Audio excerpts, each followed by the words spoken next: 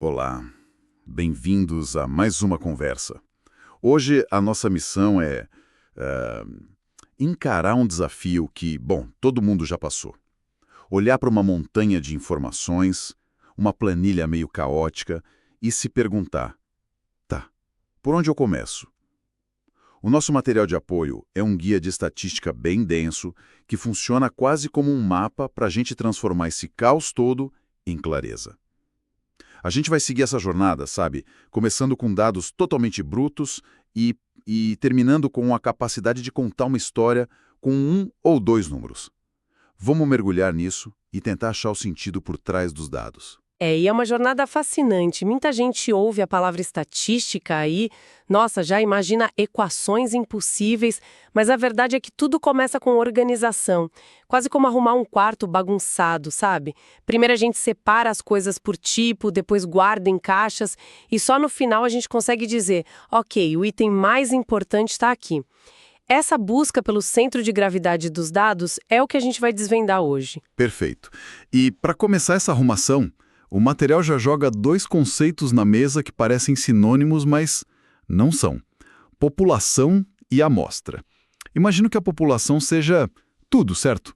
O universo inteiro que eu quero estudar. Exatamente. População é o todo. Se uma empresa farmacêutica quer testar a eficácia de um novo remédio, a população são todas as pessoas no mundo com aquela condição. Analisar todo mundo seria, assim, impossível, né? O que a gente chama de censo. É algo raríssimo, como o censo demográfico que um país faz a cada década. E é aí que entra a amostra, que é pegar um pedacinho dessa população para testar. Isso, a amostra é um subconjunto representativo. Mas, olha, o ponto crucial que o guia destaca é não confundir a amostra, que é o grupo de pessoas, com a amostragem. Amostragem, o método. O método que você usou para selecionar essas pessoas. Uma amostragem mal feita pode gerar uma amostra que não representa ninguém, e aí, bom, toda a sua pesquisa vai por água abaixo. A técnica de escolha é tão importante quanto o grupo escolhido. Entendi. A forma como você corta o bolo importa tanto quanto o pedaço que você come. Ok, definimos nosso universo. O próximo passo, segundo o material, é entender a natureza da informação que a gente coletou. A pergunta-chave parece ser: isso é um número ou uma qualidade? Essa é a bifurcação fundamental. Se a sua informação pode ser medida ou contada, a gente tem uma variável quantitativa. Mas mesmo aqui, existe uma subdivisão importante. Pensa só no número de vezes que você foi ao cinema no último mês. Pode ser 0, 1, 2, 5. São valores que dão saltos, sabe? Não dá para ir 2,7 vezes ao cinema. Isso é uma variável discreta. Ok, tipo o número de filhos ou a quantidade de carros numa garagem. E qual seria o oposto disso? Seriam as variáveis contínuas. Elas podem assumir qualquer valor dentro de um intervalo, por mais quebrado que seja. Sua altura não é exatamente 1,75 m, é 1,7532. A temperatura, o peso, o tempo, são valores que fluem continuamente, sem saltos. Certo, isso para números. Mas e quando a resposta não é um número? Quando é uma característica, um atributo? Aí a gente entra no mundo das variáveis qualitativas. A primeira categoria é a nominal, que são apenas nomes, rótulos. Cor do cabelo, cidade onde nasceu, gênero. Não existe uma hierarquia, né? Loiro não é mais que castanho, é só diferente. E aqui vem um dos pontos mais legais do material, que é o exemplo do CPF. É um número, mas funciona como uma variável nominal. Exato, é uma pegadinha clássica e brilhante. Ter um CPF com um número maior ou menor não significa absolutamente nada em termos de ordem ou valor. Ele é só um rótulo único, um nome numérico. O contexto é tudo, sabe? Nossa, isso muda a forma como a gente olha para os dados. E se essa qualidade tiver uma ordem? Tipo, pequeno, médio e grande. Perfeito, aí você tem uma variável qualitativa ordinal. As categorias têm uma hierarquia clara, natural. Escolaridade é o melhor exemplo. Fundamental, médio, superior, pós-graduação. Existe uma progressão. Medalhas olímpicas. Isso. Bronze, prata, ouro. A ordem importa. E muito. Saber essa diferença é o primeiro passo para não cometer erros básicos de análise depois. Faz todo sentido. Uma vez que a gente sabe o tipo de cada peça de informação, o desafio é, bom, tirar essa lista do papel e colocar numa forma que nosso cérebro consiga processar de uma vez. Imagino que seja aí que entram as famosas tabelas de frequência, certo? Para começar a agrupar a bagunça. Exatamente. A tabela de frequência é a nossa primeira ferramenta de organização em massa. E o guia fala de 3 tipos principais. A primeira é a mais intuitiva, a frequência absoluta. É simplesmente contar. Quantas pessoas nessa sala têm olhos azuis? 7. Pronto, a frequência absoluta é 7. Simples e direto. Mas só o número 7 não me diz muito sem contexto, né? 7 pessoas num grupo de 10 é muito. Num grupo de 1000 é quase nada. Precisamente. E é por isso que a gente precisa da frequência relativa. Ela transforma a contagem bruta numa proporção, num percentual. Você pega a frequência absoluta, o 7, e divide pelo total de pessoas, digamos 35 na sala. Isso dá 0,2 ou 20%. Agora sim você tem uma noção da dimensão daquele dado. Ok. Absoluta é a contagem. Relativa é a porcentagem. E a terceira, a acumulada, para que serve? A frequência acumulada responde a uma pergunta diferente. Ela diz quantos ou qual porcentagem dos dados está até este ponto. Pensa numa tabela com faixas de notas de uma prova. A acumulada na faixa até 7 te diria qual a porcentagem de alunos que tirou 7 ou menos. É útil para entender onde a maioria dos dados se concentra. Falando em faixas, o guia mostra uma notação que pode confundir. 154, rádio 158. Parece um detalhe, mas parece o tipo de coisa que, se a gente interpretar errado, bagunça toda a análise. O que esse símbolo estranho quer dizer? É um detalhe técnico, mas, nossa, é crucial. Esse símbolo rádio significa que o intervalo é fechado no início e aberto no final. Ou seja, no exemplo 154 rádio 158, o número 154 entra na contagem desse grupo, mas o 158 não entra. Ele pertenceria ao próximo intervalo, que seria 158 rádio 162. Ah, entendi. É uma convenção para garantir que nenhum número seja contado 2 vezes. Não prestar atenção nisso é um erro comum que invalida muitas análises. É uma verdadeira armadilha. Ok, a tabela organizou os números, mas para apresentar isso para alguém, nada como uma boa imagem. E aí vem os gráficos. O material destaca alguns. Como saber qual usar? Cada gráfico conta um tipo de história. O histograma, com aquelas barras coladinhas umas nas outras, é o parceiro perfeito para essas tabelas com intervalos que a gente acabou de discutir. Ele mostra a distribuição de dados contínuos, onde estão os picos, onde estão os vales. Ele te dá a forma dos seus dados. E o famoso gráfico de pizza? Eu vejo ele em todo lugar. O gráfico de pizza, ou de setores, tem uma única missão: mostrar a proporção das partes em relação a um todo. Ele funciona muito bem para variáveis qualitativas nominais com poucas categorias, tipo qual a fatia de mercado de cada marca de smartphone. Mas cuidado, com muitas fatias ele vira uma bagunça ilegível. E se eu quiser comparar coisas que não fazem parte de um todo? Por exemplo, a população de cidades diferentes. Aí o gráfico de barras ou colunas é o rei. Ele é ideal para comparar quantidades entre categorias distintas. Vendas por filial, número de medalhas por país. A comparação visual é imediata, muito poderosa. E por fim, se a sua história envolve a passagem do tempo, não há nada melhor que o gráfico de linhas. Variação da bolsa, evolução da temperatura, ele mostra a tendência, a jornada dos dados. Perfeito.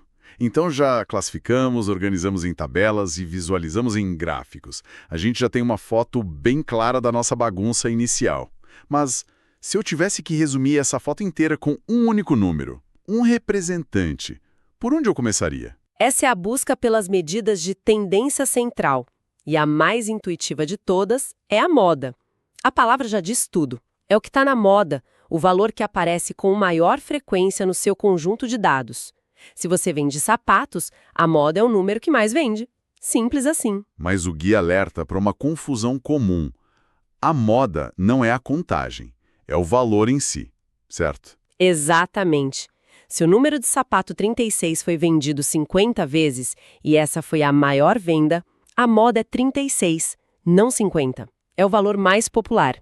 E um conjunto de dados pode ter uma moda, que a gente chama de unimodal, duas modas, bimodal, ou até nenhuma, se tudo aparecer na mesma frequência. Aí seria amodal. O que eu acho mais interessante na moda é uma característica que o material chama de robustez. Ela parece imune a valores malucos, os outliers. Totalmente. Essa é a maior força dela. Imagina o faturamento de 10 lojinhas de bairro, todas faturando perto de 10 mil por mês. A moda vai ser algo em torno de 10 mil. Agora, se na mesma rua abrir uma loja da Apple faturando 10 milhões, a moda das outras 10 lojas continua sendo 10 mil. Ela não se abala com um ponto fora da curva. Ela representa o que é típico para a maioria. Ok, a moda foca no mais popular. Mas e a famosa média? Eu sempre penso nela como o ponto de equilíbrio dos dados. Se a gente imaginasse todos os números numa gangorra, a média seria o ponto onde ela ficaria perfeitamente nivelada. É a analogia perfeita. A média aritmética que todo mundo aprende na escola é exatamente isso. Some tudo e divida pela quantidade. Ela leva em conta todos os valores, cada um com a mesma importância. Claro, o guia cita outras, como a ponderada, geométrica, harmônica, para situações mais específicas. Mas, bom, a aritmética é a base de tudo. E aqui o material traz uma das dicas mais geniais que eu já vi.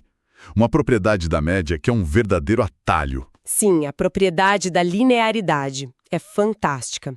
Ela diz que se você fizer uma operação simples em todos os números do seu conjunto, a média se comporta da mesma forma. O exemplo é com os números 20.003, 20.004 e 20.011. A ideia é que, em vez de somar tudo isso, a gente pode simplificar. Exatamente. Em vez de quebrar a cabeça com números grandes, você pode rebaixar todos eles. Subtraia 20 mil de cada um. O que sobra? 3, 4 e 11. Calcular a média desses três é moleza. 3 plus 4 plus 11 dividido por 3 igual a 6. Agora é só lembrar de devolver os 20 mil que você pegou emprestado. 20 mil mais 6, 20.006. Pronto. Você achou a média dos números originais sem precisar de calculadora. Peraí, isso é genial. Isso teria me poupado horas em provas. É um truque que muda o jogo, sério. Mas essa característica da média de levar todo mundo em conta também a torna vulnerável, né? É o oposto da moda. Exatamente. É a sua maior fraqueza, a sensibilidade a valores extremos. E aí vem a analogia clássica do bilionário no bar. Você tem 10 pessoas num bar com uma renda média de 5 mil reais por mês. De repente, um bilionário entra para tomar uma água. E de repente, a renda média do bar vira centenas de milhões de reais. Isso. A média dispara para as alturas. Mas a realidade de ninguém ali mudou, exceto a do novo cliente. A média, nesse caso, se torna uma péssima representante da realidade da maioria. Ela foi completamente puxada pelo outlier. Uhum. A moda da renda, por outro lado, provavelmente continuaria sendo os 5 mil. É a estatística que faz parecer que todo mundo num bar com o Bill Gates é milionário. É um exemplo perfeito de como os números podem mentir ou pelo menos contar uma verdade muito, muito específica. Então, se a média é tão sensível assim, por que a gente usa ela o tempo todo? Parece uma medida meio perigosa, que pode nos enganar facilmente. É uma ótima pergunta. Usamos porque, em dados bem distribuídos, sem esses pontos extremos, ele é uma medida matematicamente muito poderosa e estável. Mas a sua pergunta revela a essência da boa análise de dados. Nunca confiar em um único número. Você sempre tem que olhar a média junto com outras medidas para entender a história completa. E falando em entender história, o material termina a parte das médias com uma relação quase poética entre elas. Uma espécie de regra secreta. A desigualdade das médias é uma propriedade muito elegante. Ela estabelece uma hierarquia fixa. Para qualquer conjunto de números positivos, a média aritmética será sempre maior ou igual à média geométrica, que por sua vez será sempre maior ou igual à média harmônica. A maior ou igual a G, maior ou igual a H. A dica do guia é ótima. A ordem das médias segue a ordem do alfabeto. Isso facilita muito a memorização. Exato. E o sinal de igual só acontece num caso muito específico, se todos os números do seu conjunto forem idênticos. Se houver qualquer variação, a aritmética sempre será a rainha, a maior de todas. É um princípio que pode ajudar a verificar cálculos e entender a natureza dos dados sem precisar fazer todas as contas. Que jornada! Então nós partimos de um amontoado de dados sem forma, aprendemos a etiquetar cada um deles, se é quantitativo, qualitativo, depois usamos as tabelas de frequência para criar ordem e os gráficos para dar vida a essa ordem. E no final conseguimos destilar toda essa organização em 2 números-chave. A moda, que nos conta a história do mais comum, do mais popular, e a média, que nos mostra o ponto de equilíbrio de todo o sistema. E mais importante, vimos que cada uma tem suas forças e fraquezas, seus superpoderes e sua criptonita. Exato. Exploramos o valor mais frequente e o ponto de equilíbrio. Mas o guia cita de passagem uma terceira medida, a mediana, que seria o valor que está literalmente no meio da fila se a gente ordenar todos os dados. E isso nos deixa com uma reflexão final. Nós vimos como o bilionário no bar distorce completamente a média, enquanto a moda o ignora. A mediana, por estar no meio geográfico, também ignoraria o bilionário. A questão que fica é: como a escolha entre usar a média, a moda ou essa terceira via, a mediana, pode pintar retratos completamente diferentes da mesma realidade? Qual dessas verdades a gente deve escolher contar? Pensar nisso é o que separa a análise mecânica da análise verdadeiramente crítica.